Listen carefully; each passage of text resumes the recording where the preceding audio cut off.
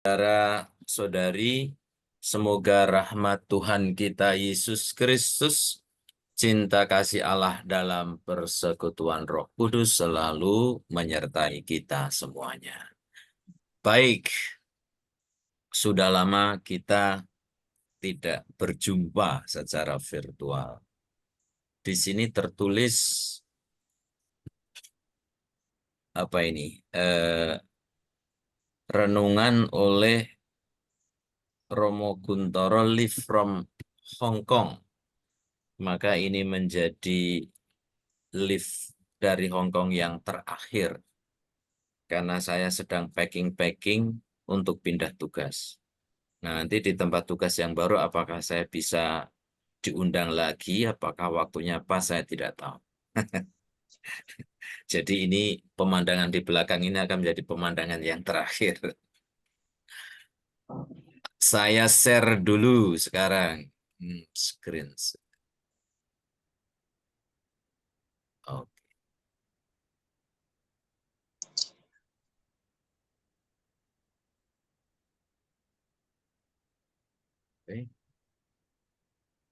Gimana ini? Baik, teman-teman, tadi sudah disebutkan judulnya adalah Mencari Jalan Pulang. Kita merenungkan Injil, bacaan Injil hari ini sebetulnya. Jadi tidak ada alasan khusus mengapa saya memilih tema ini ya. Saya hanya ngepaskan dengan bacaan Injil hari ini. Nah, mencari jalan pulang. Mengapa mencari? Kita coba mencari-cari maknanya. Mencari jalan pulang. Kalau mencari jalan menuju ke suatu tempat mungkin agak masuk akal. Artinya kalau pulang itu kan berarti melewati suatu jalan atau suatu tempat yang kita udah familiar kan. Karena pulang berarti kan menuju ke tempat di mana memang kita tinggal. Nah, maka kata mencari di sini menjadi pertanyaan yang menarik. Kata mencari pulang ke rumah ini memberikan makna yang dalam. Karena kemudian bisa jadi kita itu sedang disorientation. Bisa jadi kita itu tersesat. Bisa jadi kita itu terlalu jauh melangkah kemana, sehingga kita akhirnya kehilangan arah, baik mau pergi maupun pulang. Maka pulang ke rumah dengan kata mencari, ini berarti suatu tantangan. Bagaimana kita kembali ke tempat yang menjadi home bagi kita, menjadi tempat yang memang disitulah kita bertumbuh berkembang. Atau kalau secara rohani, ke tempat kita yang utama atau rumah kita yang utama sebagai orang beriman kepada Tuhan Yesus, ya berarti kembali ke rumah Tuhan. Bukan rumah Tuhan dalam arti kita meninggal dunia ya. Bukan. Tapi pulang ke rumah, pulang kembali ke jalan Tuhan. Kembali mencari di mana kehendak Tuhan. Dan saya akan at home di sana untuk melaksanakannya. Lalu jalan. Jalan itu sendiri ya jelas. Maknanya eh, cara, metode, atau sarana untuk bisa sampai ke rumah. Tetapi jangan lupa bahwa Tuhan Yesus sendiri juga membahasakan akulah jalan. Maka sebetulnya sebelum sampai di rumah pun, sebetulnya Tuhan itu sudah bersama kita, menemani perjalanan kita. Kalau tentunya kita sungguh-sungguh membuka hati untuk mendengarkan dan mencoba untuk memakai Tuhan sebagai sarana atau sebagai fondasi kita untuk melakukan segala sesuatu. Lalu pulang di sini adalah sebuah kerinduan. Ya. Tadi saya menyebut this is the last time in Hong Kong, berarti saya mau pulang nih. Nah, kita tunggu saja informasi berikutnya saya akan pulang kemana. Baik, kita sekarang masuk ke bacaan Injilnya. Kita akan membaca ayat per ayat, kemudian kita akan mencoba merenungkan beberapa kata yang menurut saya menarik. Pertama, ayat 20 dari bab 13 Injil Matius. Lalu Yesus mulai mengecam kota-kota yang tidak bertobat. Sekalipun di situ ia paling banyak melakukan mujizat-mujizatnya. Kata lalu itu berarti kan menyambungkan dari perikop Injil sebelumnya. Menyambungkan konteksnya. Nah, kita kalau nanti bisa dicek sendiri pada eh, bab berikut perikop sebelumnya itu juga berbicara Yesus dengan sangat tajam tentang kebebalan hati banyak orang. Maka dia menggunakan istilah yang punya telinga hendaknya mendengarkan. Jadi memang eh, ada dialog dengan orang-orang yang bertemakan tentang pertobatan, mengingatkan orang-orang yang punya kebebalan hati atau ketertutupan hati untuk bisa membuka dan percaya dengan apa yang telah dikatakan oleh Tuhan Yesus. Jadi jelas ya, karena kalau perikop kata-kata awal ada kata lalu itu berarti memang ada sebelumnya konteksnya. Mengecam, wow, ini menjadi sesuatu yang mungkin rasanya sebagai orang Katolik kurang begitu sejuk ya, kata mengecam. Bahkan di teman-teman kita yang beragama lain, kadang-kadang kecaman, kutukan itu juga menjadi rumusan doa. Dan karena kita ada di tengah-tengah pluralisme agama, mentalitas orang yang beragama lain itu juga masuk ke kita. Misalnya, tak doakan kamu nanti celaka. Itu kan sering itu muncul dalam konteks orang Indonesia kan. Mendoakan orang untuk sesuatu yang buruk atau untuk sesuatu yang negatif. Itu jelas dalam hal ini saya mengingatkan itu sangat tidak Katolik, sangat tidak cocok. Berdoa selalu untuk sesuatu yang baik karena Allah adalah kebaikan. Tidak mungkin Allah itu mengarahkan kita untuk sesuatu yang buruk. Itu aja. Jadi intinya jangan pernah mengecam orang apalagi itu dibungkus dalam bentuk doa. Itu eh, kasihan Tuhan karena kita memanfaatkan Tuhan atau memaksa Tuhan untuk melakukan bukan kehendak Allah terjadi tapi kehendak manusia. Karena nggak mungkin kehendak Allah kok akan mencelakakan orang itu tidak mungkin. Tetapi konteks ini mengecam yang dilakukan Yesus juga somehow cocok untuk mengingatkan kita perlunya keseimbangan. Karena kita dibombardir oleh konsep ajaran Katolik yang intinya adalah cinta kasih. Kita yakin Tuhan itu baik, Tuhan penuh belas kasih, Tuhan itu murah hati, Tuhan itu eh, tidak akan pernah mencelakai kita dan lain sebagainya. Dengan segala macam kebaikannya itu, saya khawatir kalau kita tidak melihat sisi yang lain, kemudian kita itu akan spoil memanfaatkan kebaikan Tuhan. Misalnya menunda-nunda pertobatan kita. Kapan-kapan lah gitu misalnya. Atau ketika sudah sakit keras baru akan bertobat. Seperti itu kadang-kadang kita eh, dininabobokan oleh kebaikan Tuhan. Maka kata mengecam, Yesus mengecam para pendengarnya, ini juga cocok diterapkan kepada kita, agar kita itu juga sadar bahwa Allah yang penuh belas kasih, itu juga adalah Allah yang penuh keadilan. Artinya dia juga akan mengadili, dia juga akan menghukum, dia juga akan mengecam. Bukan membenci ya, tapi untuk mengingatkan manusia. Maka keseriusan kita harus diimbangi oleh kenyamanan kita di dalam melaksanakan ajaran Tuhan Yesus. Lalu, di sini yang dikecam kota-kota ya. Tentu bukan benda mati yang dikecam oleh Yesus, tetapi orang-orang di kota tersebut.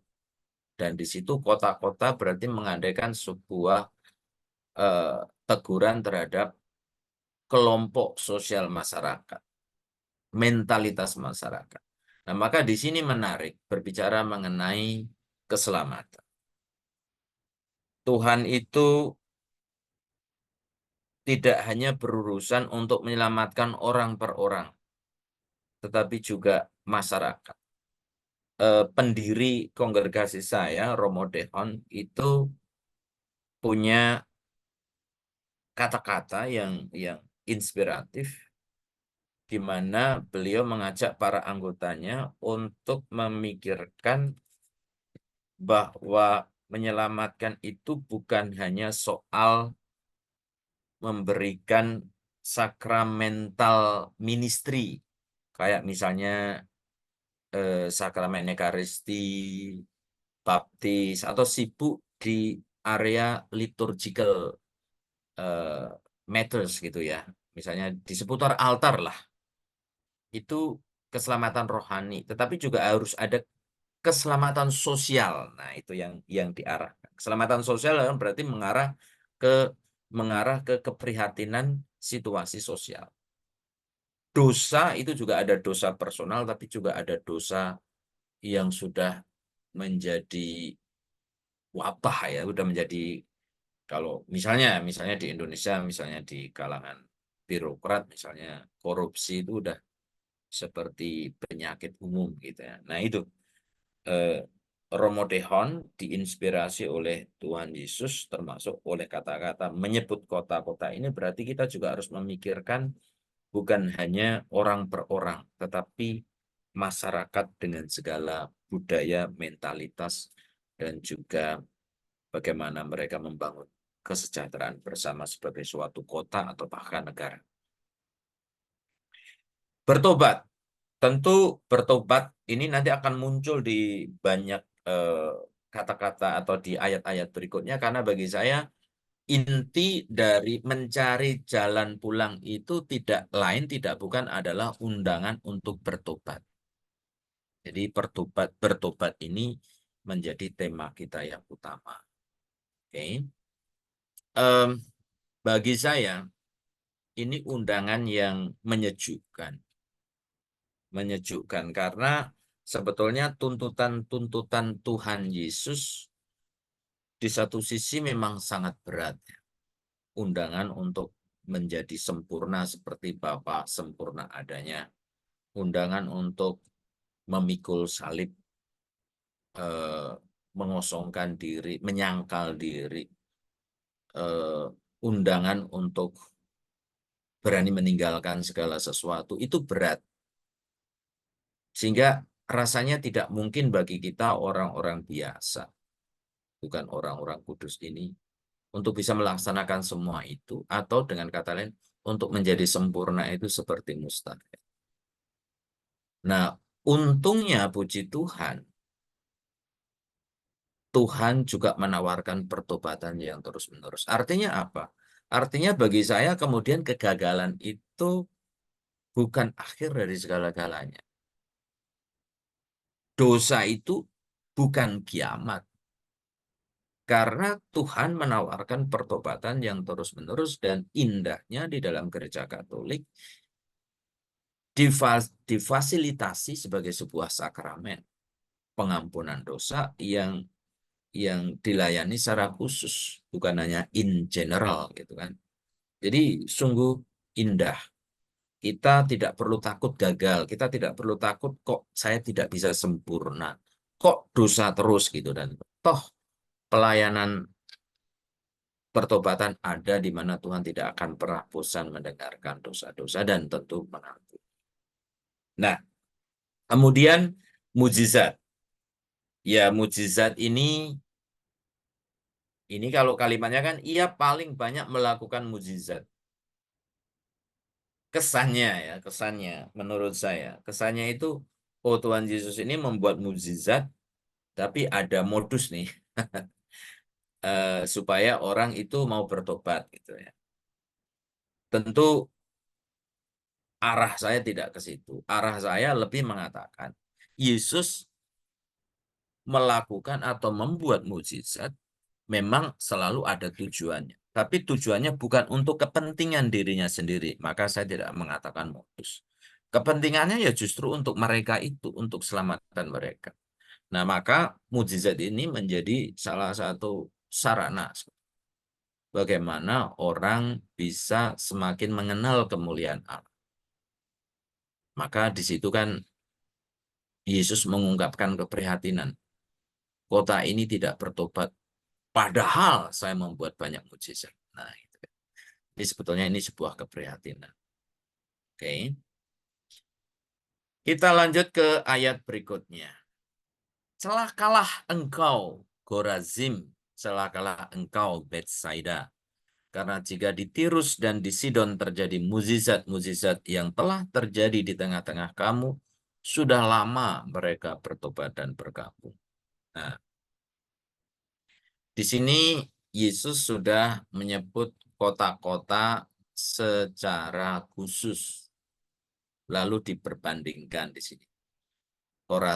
Korazim dan Betsaida, Tirus dan Sidon dibandingkan. Nah, teman-teman akan menarik kalau dengan inisiatif sendiri mencari melalui mungkin Google atau melalui kitab suci yang lebih komprehensif dengan penjelasan dengan catatan kakinya. Sebetulnya ada apa sih Korazim dan Betsaida? Lalu ada apa sih Tirus dan Sidon?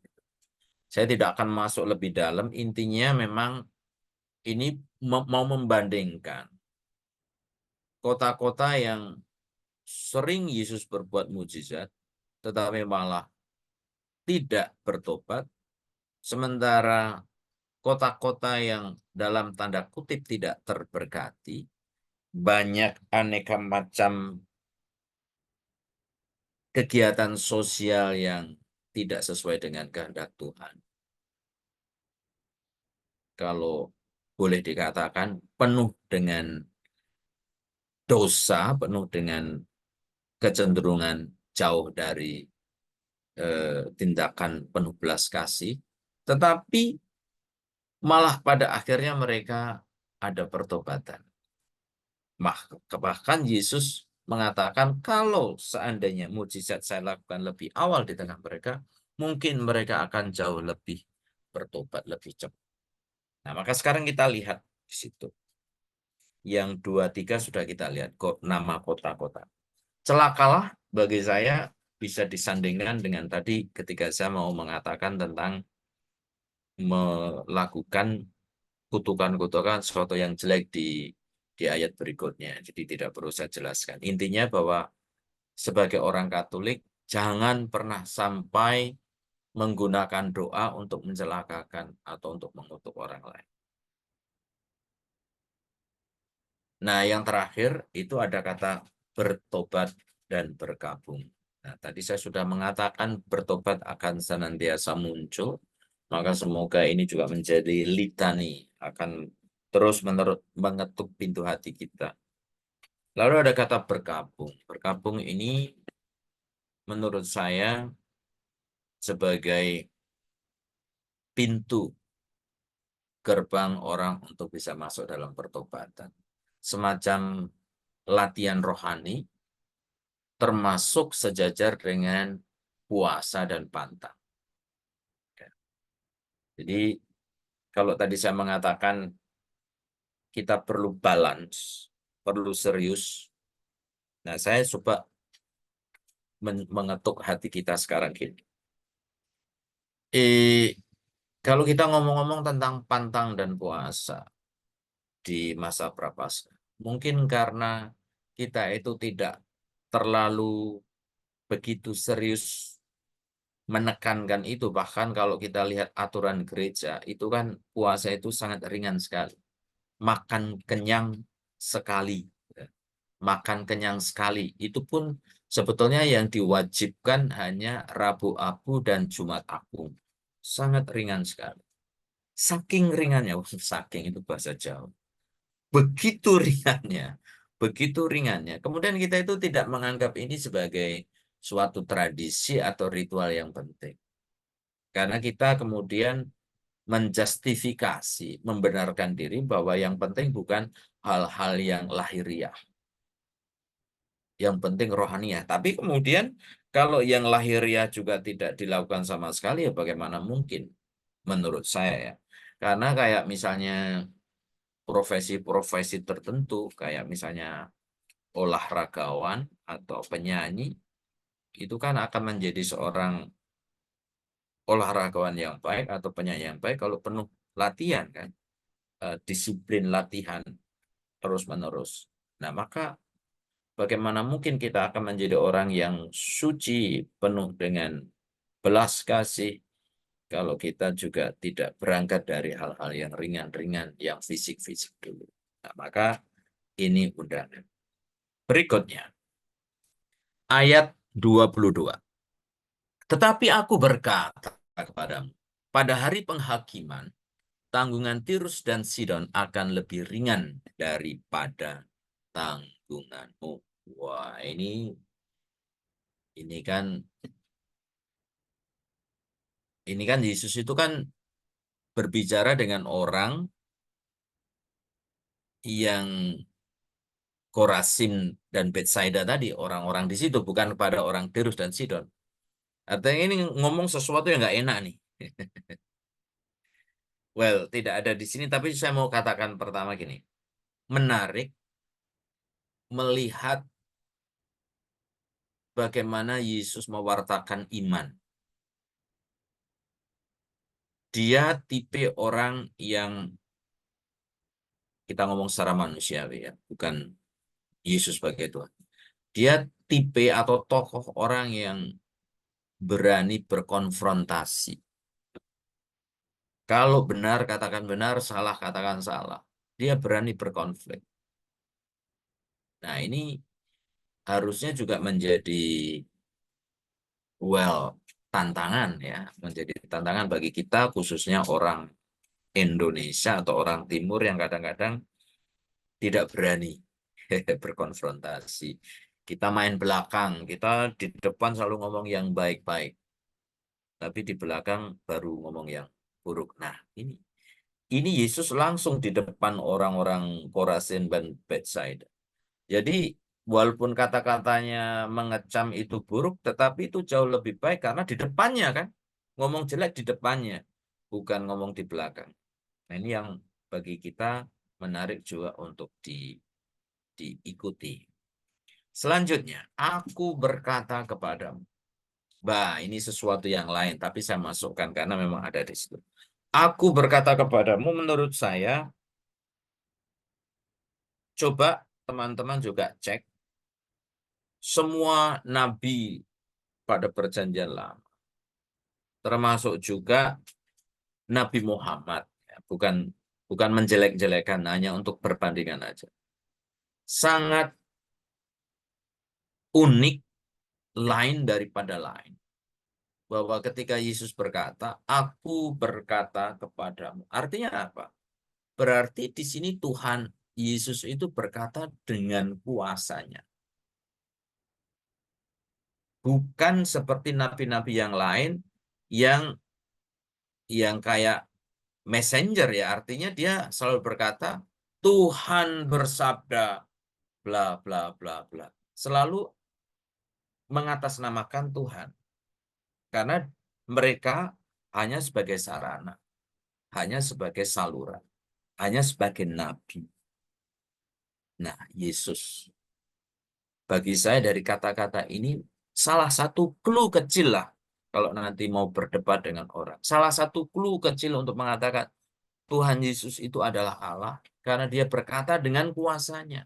Bukan mewakili Bapaknya, tapi mewakili satu kesatuan Allah Tritunggal. Aku berkata kepadamu, sangat kuat sekali eh, otoritasnya. Baik, lalu yang kedua tentang hari penghakiman, saya hanya mau menggarisbawahi yang tadi, bahwa selain kita itu bersyukur, Tuhan itu penuh belas kasih, penuh pengampunan, tapi jangan lupa kalau kita itu tidak serius, Tuhan itu juga menghakimi dan akan ada hari penghakiman. Itu. Jadi bukan menakut-nakuti, tetapi supaya kita itu tidak misuse, tidak memanfaatkan kebaikan Tuhan. Di satu sisi kita harus ada istilah Katolik garis keras gitu, atau Katolik garis lucu gitu. Itu harus diimbangkan gitu. Menghayati agama dengan ringan, dengan rileks, dengan penuh humor, tapi jangan kebablasan. Somehow kita juga harus disiplin. Baik, selanjutnya, nah ini tanggunganmu. Berarti kan memang akan ada sesuatu yang akan dipertanggungjawabkan nanti sebagai bentuk dari penghakiman itu sendiri. Jadi ini penegasan. Allah memang mencintai kita tanpa batas, unconditional love. Tapi bukan berarti kemudian in the end of the day tidak akan minta pertanggungjawaban kita. Baik, selanjutnya ayat 23. Dan engkau, Kapernaum, apakah engkau akan dinaikkan sampai ke langit? Tidak, engkau akan diturunkan sampai ke dunia orang mati. Karena jika Sodom terjadi mujizat-mujizat yang telah terjadi di tengah-tengah kamu, kota itu tentu masih berdiri sampai hari ini. Nah, kemudian sekarang disebutkan lagi nama kota tambahan untuk menegaskan Kapernaum dan Sodom.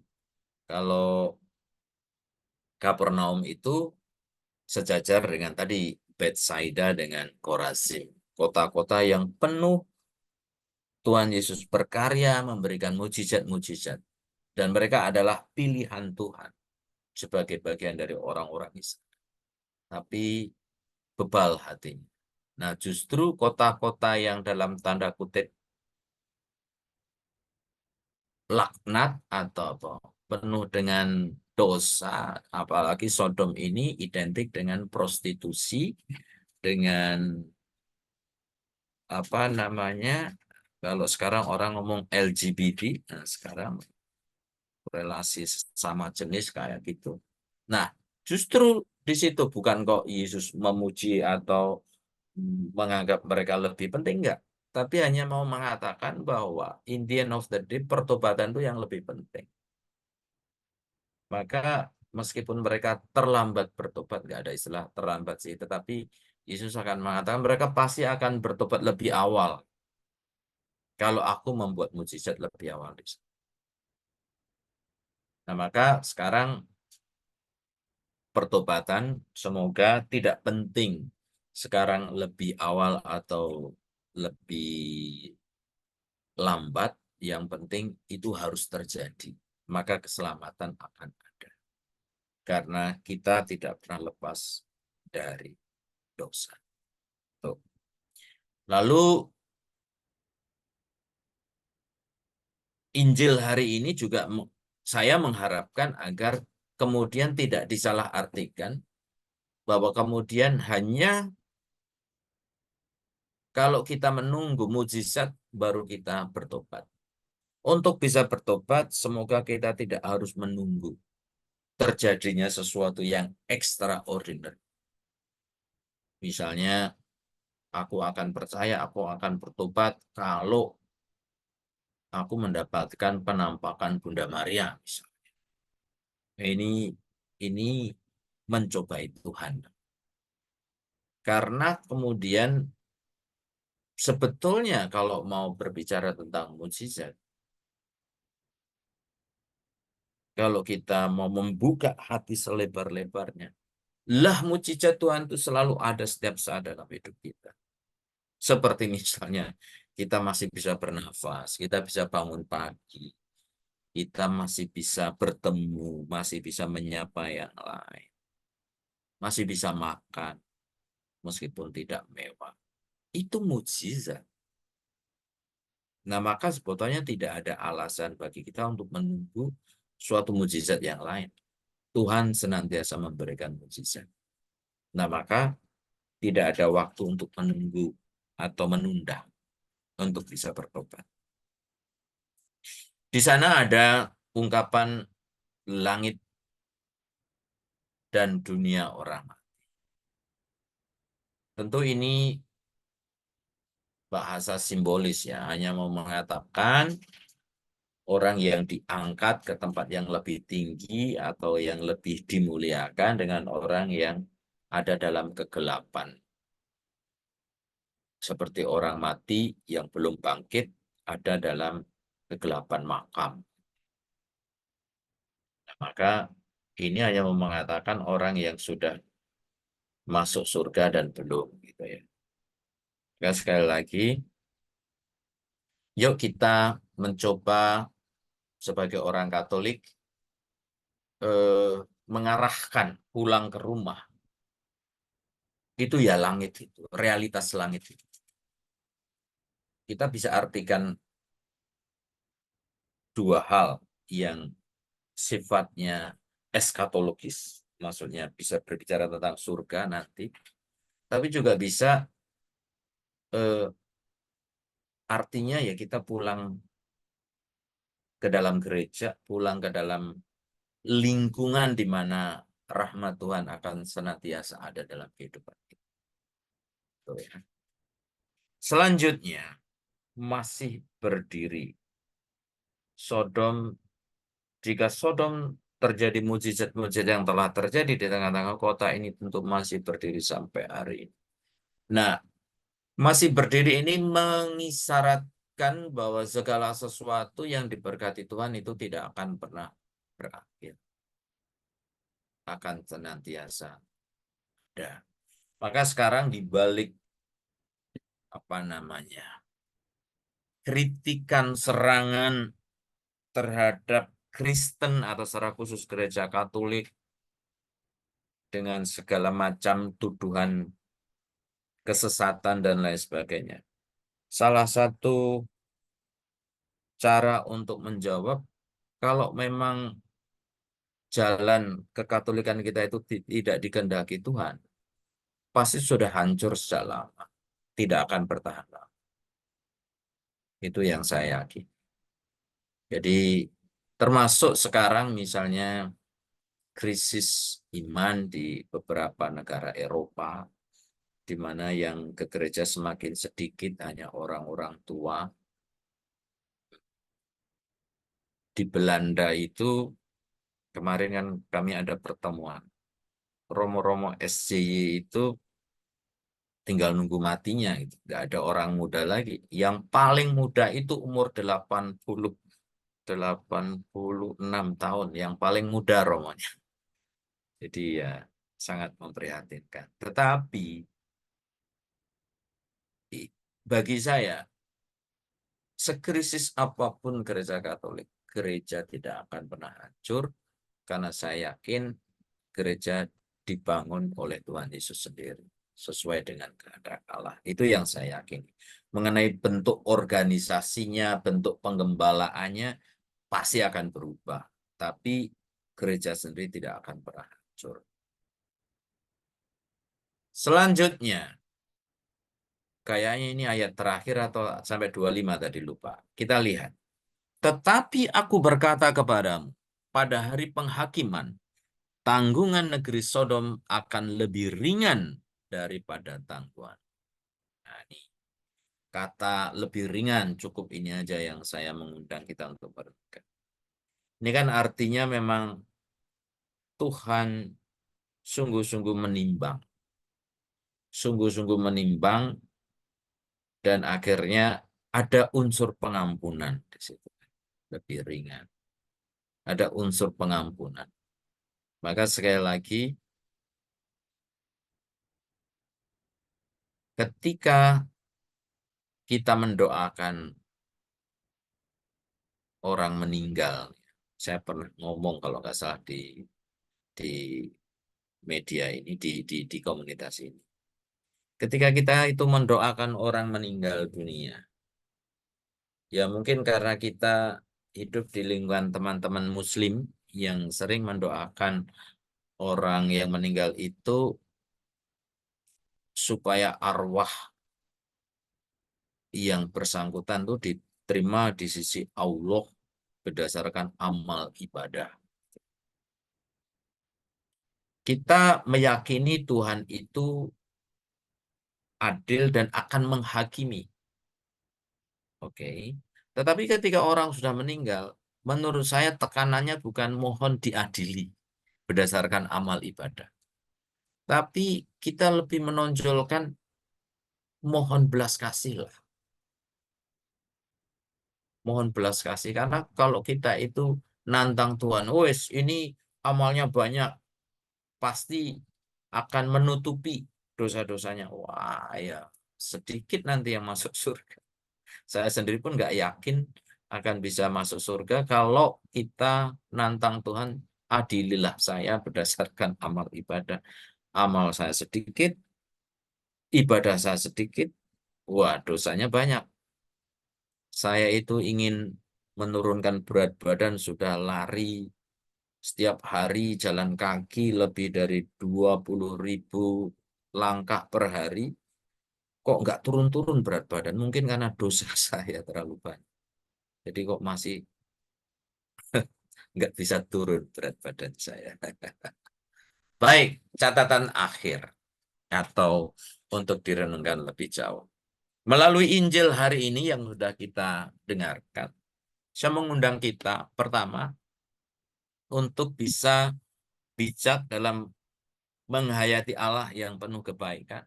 Tapi Allah itu juga akan mengadili kita. Ayo kita mencoba eh, balance gitu. Jangan terlalu nyaman, jangan terlalu enak-enak dengan keyakinan, nanti-nantilah pasti Tuhan mengampuni. Jangan. Karena kita juga tidak tahu waktu kita. Ada orang yang berumur panjang, ada orang yang tiba-tiba dipanggil tanpa sakit dan lain sebagainya. Sekarang keprihatinan kami, SCY Indonesia itu banyak yang sakit dan meninggal dan usianya belum belum lanjut. Nah, maka ini juga menyadarkan kita betapa rapuhnya kita dan betapa tergantungnya kita pada Tuhan. Lalu yang kedua, undangan saya bukan soal kesempurnaan meskipun Tuhan di perikop yang lainnya mengundang kita untuk sempurna, tetapi lebih undangan untuk pertobatan. Lalu yang ketiga, Injil hari ini mengundang kita untuk masuk ke dalam sisi gelap hidup kita, menyadari dosa-dosa kita. Dan justru ini menjadi rahmat. Setiap kali dalam memberikan nasihat pengakuan dosa, saya selalu mengatakan, eh, sering saya mengatakan gini, terima kasih sudah datang dan congratulations, saya bilang. Bukan congratulations karena jenengan sudah berbuat dosa, bukan. Tapi congratulations karena sudah menyadari bahwa kalian orang berdosa. Karena justru dengan dosamu, keselamatan terbuka. Karena Tuhan Yesus datang bukan untuk orang yang benar, tapi untuk orang yang sakit, untuk orang yang berdosa. Nah, maka ketika kita menyadari dosa kita, Tuhan punya alasan untuk ada bersama kita. Tentu ketika Tuhan sudah bersama kita, Tuhan juga menuntut kita supaya kita bisa keluar dari kedosaan. Maka Jangan terlalu frustasi dengan kedosaan kita, karena kadang-kadang dosa malah menjadi jalan. Dalam doa, apa itu istilahnya, exultet ya, yang malam Paskah itu ada nyanyian, bersoraklah bagi seluruh dunia. Exultet, madah Paskah. Itu ada kata-kata yang dinyanyikan. Ketika dosa semakin besar, rahmat Tuhan, rahmat pengampunan masuk, juga akan semakin besar. Tentu kesimpulannya bukan, yuk kalau begitu berbuat dosa yang lebih besar, bukan. Kesimpulannya adalah bahwa sejauh apapun kita melangkah, seberat apapun dosa kita, kemampuan Tuhan untuk menghapus, kemampuan Tuhan untuk meraih kembali, itu akan selalu lebih besar. Jadi eh, kita mencari ya, kita kan judulnya kan mencari jalan pulang. Seringkali yang terjadi dalam hidup kita tuh mencari, mencari, mencari. Tapi in the end of the day, justru Tuhan yang menemukan kita. Kita mencari, tapi Tuhanlah yang lebih dulu mencari kita dan menemukan kita.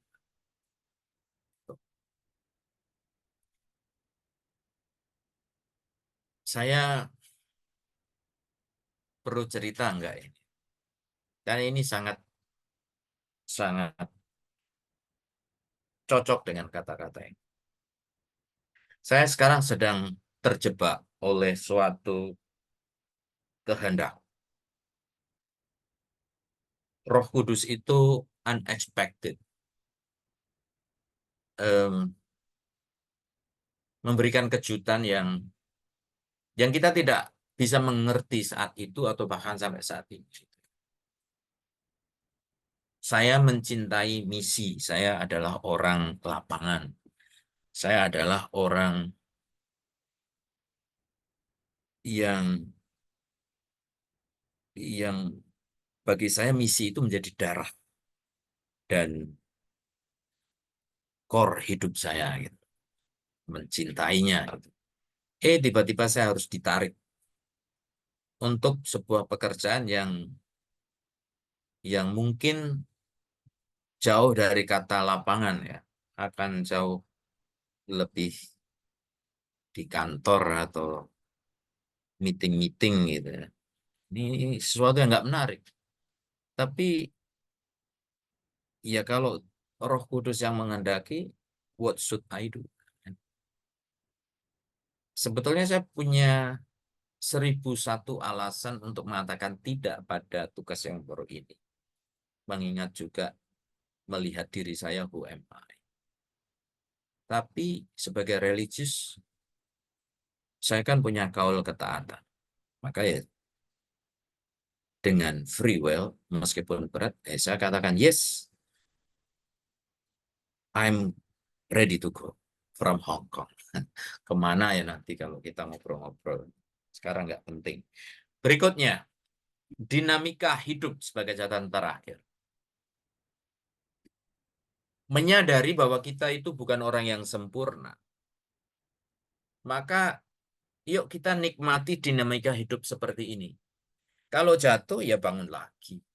Kalau jauh tersesat ya kita mencoba mendekat. Kalau kita pergi ya jangan lupa untuk pulang gitu. Artinya kita menikmati jatuh bangun kehidupan kita, jangan pernah menyerah. Karena kita bukan orang yang sempurna, maka sarana gereja, bukan hadiah gereja sebetulnya, hadiah Tuhan melalui sakramen pengakuan dosa ini untuk menjembatani ini. Supaya kita yang lelah dengan ketidaksempurnaan, ketidakberdayaan kita untuk bisa sempurna, akan akhirnya hilang karena Tuhan terus-menerus mengampuni. Maka jangan pernah menyerah untuk bertobat. Jatuh, bangun lagi, jauh mendekat, pergi, yuk kita pulang. Demikian teman-teman renungan yang bisa saya berikan. Silahkan dilanjutkan. Saya menunggu seandainya ada pertanyaan ataupun mungkin ada sharing-sharing nantinya, maka saya kembalikan ke pembawa acara. Monggo silahkan.